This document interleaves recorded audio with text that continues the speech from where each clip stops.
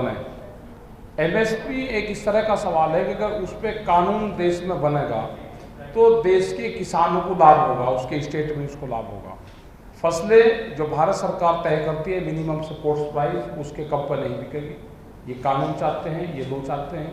और जो 3 बिल हैं उनको वापसी चाहते हैं हम। और भी बहुत से बिल आ रहे हैं, वे बिल रुकेंगे, कमेटियाँ बने, भारत सरकार बातचीत करे। और जब तक भारत सरकार बातचीत नहीं करती, हमारे आंदोलन दिल्ली के जो चारों तरफ है 4-5 लाख आदमी वहाँ पे हैं और समय समय पे भीड़ बढ़ती रहती है, वो आते रहेंगी। और पूरे देश में हमारी मीटिंगें चलती रहेगी। जैसे आज यहाँ पे मीटिंग, आज उड़ीसा में मीटिंग हुई, तो इसी तरह की पूरे देश भर में हमारी मीटिंगें चलती रहेगी। तो यही हमारे इशू हैं आज के। और हमारा एमएसपी, बिजली amendment bill, seed bill, pesticide bill, जो और बहुत बिल आ रहे हैं। किसानों को बिजली फ्री, बहुत स्टेट में फ्री बिजली है किसान को, बहुत जगह नहीं है, उनके रेट बहुत महंगे हैं, फसलों का रेट एक है भारत सरकार का। तो ये इशू हैं। भारत सरकार जब बात करना चाहें, हमारी जो कमेटी है, जो संयुक्त मोर्चे की कमेटी है 40 लोगों की, वो उससे बात करेगी। तो यही हमारा उद्देश्य है। और आप सब लोग जो लोग हैं, आप कुछ मुद्दे रह गए।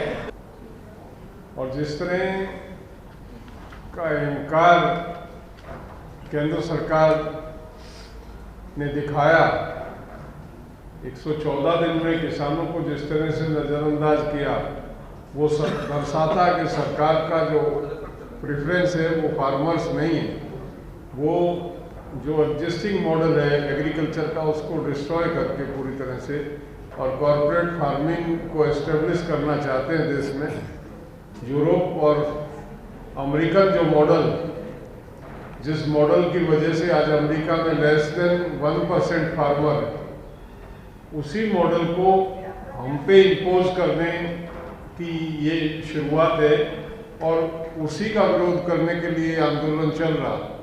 ये आंदोलन तय करेगा कि देश में पूंजीवाद रहेगा या देश में गरीब किसान, मजदूर और छोटे और मध्यम दर्ज के व्यापारी रहेंगे, क्योंकि ये तीनों कानून कोरिलेटेड हैं।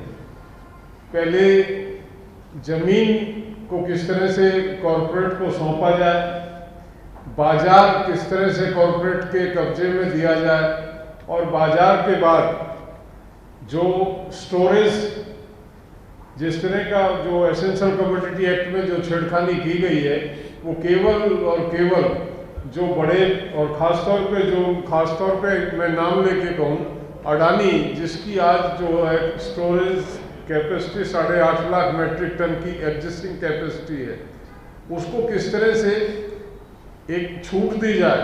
वो जब काला बाजारी की जब बात होती है, काला बाजारी यही काला बाजारी है, एक लिमिट से ज़्यादा किसी चीज़ को होल्ड कर लेना और उसके बाद उसकी जैसी चाहे वैसी, मतलब उसको कंज्यूमर को भी मारेगा ये एक्ट जो है, प्रोड्यूसर को भी मारेगा। हार्वेस्टिंग टाइम पे वो प्रोड्यूसर के ऊपर अटैक करेंगे अपने स्टोर से माल रिलीज करके, और जब उनके स्टोरेज फुल हो जाएंगे, हार्वेस्टिंग टाइम खत्म हो जाएगा, तो वो स्टोरेज करके कंज्यूमर को मारेंगे। ये लड़ाई केवल किसान की नहीं है, ये लड़ाई किसान की है। किसान अगर ख़त्म होता है तो गांव का जो कृषि मजदूर है वो निश्चित तौर पे उस पर इफेक्ट आएगा, वो ख़त्म हो जाएगा। और गांव में जो दूसरे लोग हैं जो खेती में सहायक हैं, दस्तकार हैं, उनके धंधे खत्म हो जाएंगे। गांव के जितने जो छोटे धंधे वाले हैं वो चौपट होंगे, और आखिरी जो उसका शिकार होगा वो कंज्यूमर होगा। तो ये हमारी जो लड़ाई है, ये पूरे समाज की लड़ाई है, पूंजीवाद के खिलाफ लड़ाई है। और उस लड़ाई के चलते हमारा आज आने का मकसद ये है कि हम एक अवेकनिंग, जागरूकता का प्रोग्राम पूरे देश में चला रहे हैं। लोगों को पता चले कि क्या हो रहा है दिल्ली में, किस तरह से एक्सप्लॉयटेशन हो रहा है, किस तरह से आम आदमी को पूंजीवाद की चुंगल में फंसाया जा रहा है। इनका एक्सपोजर करने के लिए हम यहाँ आए, और यहाँ अवेकनिंग के बाद हम उड़ीसा के किसान से, मजदूर से और मध्यम और छोटे व्यापारी से ये अपील करके भी जा रहे हैं कि समय आ गया लड़ने का। अगर अब हम नहीं लड़े तो हमारी एग्जिस्टेंस खत्म हो जाएगी। यही आज हमारा यहाँ आने का मकसद था। राकेश जी। धन्यवाद सभी। हो तो आप पूछ सकते हो हमारी।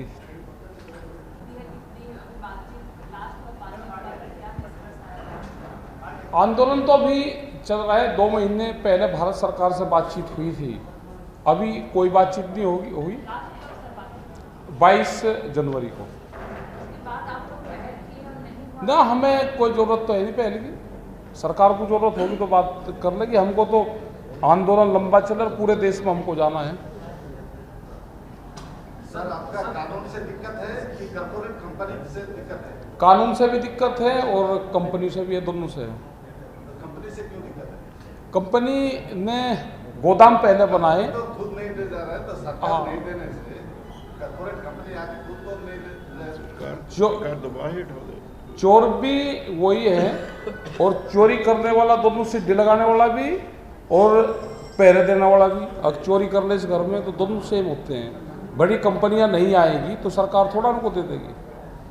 जितने बड़े बड़े गोदाम बन गए, पूरा उसका अनाज खरीदेंगे, कलेक्ट करेंगे, इकट्ठा रखेंगे और जब फसल नहीं होगी तो बहुत महंगे रेट में कंज्यूमर को बेचेंगे भी। वे भूख पे व्यापार करने वाले लोग हैं। भूख कितनी लगेगी उसी के आधार पे कीमतें तय करेंगे। लेकिन इसके द्वारा तो आप मतलब एक किसान कहीं पर भी अपना अनाज बेच सकता है, बैठ बेच में एक मिनट। ये बिल्कुल गलत कहा जा रहा है। हमने मीटिंग में उठाया, हमने एक कानून बताओ जिससे पाबंदी हो। 1974 में जोनल रिस्ट्रिक्शन हुआ करती थी। उस वक्त हम खेती बाड़ी यूनियन के नाम पे पंजाब में काम करते थे। हमने ऑर्गेनाइजेशन शुरू कर ली थी। हमने उसके खिलाफ एजुकेशन की। 1976 में पंजाब हरियाणा हाई कोर्ट ने हमारे हक में फैसला दे दिया। उसमें हाईकोर्ट ने कहा कि किसान जो मिट्टी में मिट्टी होकर पैदा करता है, सरकार को कोई अधिकार नहीं कि उस पर कोई पाबंदी लगाए। वो जब चाहे, जहाँ चाहे, जितनी चाहे अपनी फसल देश के किसी भी कोने में बेच सकता है। उसके बाद कभी कोई पाबंदी नहीं। बिहार से पैडी पंजाब में जाकर बिकती है, नो रिस्ट्रिक्शन। यूपी से पैडी पंजाब में बिकती है, there is no restriction. Himachal और जम्मू कश्मीर का सेब सारे देश में बिकता है, there is no restriction. Maharashtra से संतरा, केला, प्याज सारे देशों में बिकता है, देयर इज नो रिस्ट्रिक्शन। ये झूठ फैलाया जा रहा है। हमने मंत्रियों से पूछा कि कोई एक कानून कोट करो जो कोई रिस्ट्रिक्शन क्रिएट करता हो। कोई है नहीं, आपके पास कुछ कहने के लिए है नहीं, इसलिए आप कहते हैं एक देश एक मंडी हमने बना दी। पहले से ही है। साहब, मेरा आपसे सवाल है कि जैसे कि 6 महीना से चल रहा है ये बताया जाए, तो इस बीच में सरकार से जो बातचीत करने की प्रक्रिया जो थी वो भी उन्होंने बंद कर दी। एक दौर ऐसा था जब इलेक्शन आने से पहले सरकार जो पब्लिक के मुद्दे हैं उसको सॉर्ट आउट करके इलेक्शन में जाते थे। अभी ऐसा है कि प्राइस राइज हो, चाहे पेट्रोल फ्यूल प्राइस राइज हो या जो भी ये किसान मुद्दा है, सरकार इलेक्शन जा रही है, इसको कैर नहीं करे। तो कहीं ना कहीं आपको ये डर लगता है कि सरकार जानती है कि अपना इतना % वोट बैंक है, इसके आधार पे वो जीतेंगे, इसलिए वो एक इलेक्शन से पहले भी इसको इशू बनाना, इसको कैर ही नहीं कर रहा है। वो जारी है, कुछ जगह जहाँ इलेक्शन है वहाँ जारी है सरकार। तो किसान भी बड़ी अपनी मीटिंगें कर रहा है पूरे देश भर में। पहल किसान भी नहीं कर रहा उनसे। सरकार बेसिकली ये सरकार जो मौजूदा दिल्ली में सरकार है, इसका एजेंडा डेवलपमेंट है ही नहीं। ये रिलीजियस एजेंडे पे सरकार चुन के आई है। आज भी एक मुट्ठी चावल पे वोट मांग रही है। पॉलिटिकल पार्टी चुनाव में जाती है डेवलपमेंट पे, एम्प्लॉयमेंट पे, इंडस्ट्री पे, डेवलपमेंट पे, एग्रीकल्चर ग्रोथ पे, इन मुद्दों पे। आप तो जाके वहाँ एक मुट्ठी चावल की बात कर रहे हैं। तो ये मुद्दे पॉलिटिकल पार्टी के नहीं होते, पूरा देश जानता है। और देश के सेंटीमेंट को ब्लैकमेलिंग पहले भी की गई और अब बंगाल में की जा रही है वही ब्लैकमेलिंग। ये देश का दुर्भाग्य है। अगर देश का मतदाता इस चीज़ को नहीं समझता और ब्लैकमेल होता रहेगा तो इस तरह के एक्सप्लोइटर जो है वो देश में निरंतर आते रहेंगे। सर, कब तक ये लड़ाई लड़ने का आप लोग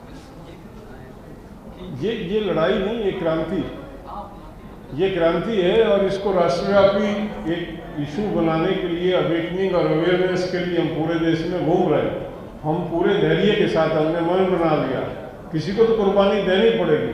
और किसान इस देश का जो मेजॉरिटी में है उसने इस लड़ाई का बीड़ा उठाया। निश्चित तौर पे जितनी लंबी लड़नी पड़ेगी, हमने पूरी सर्दी निकाल दी है और गर्मी की तैयारी सरकार सोच रही थी शुरू में कि हम 10-5 दिन में लौटेंगे, सर्दी से डर के लौटेंगे। हमने सर्दी भी निकाल दी है, बरसात भी वहाँ निकाल दी है और अब गर्मी की तैयारी भी हमने कर ली है। हम वहाँ से हटने वाले नहीं हैं जब तक सरकार सुनेगी नहीं और न्याय नहीं मिलेगा।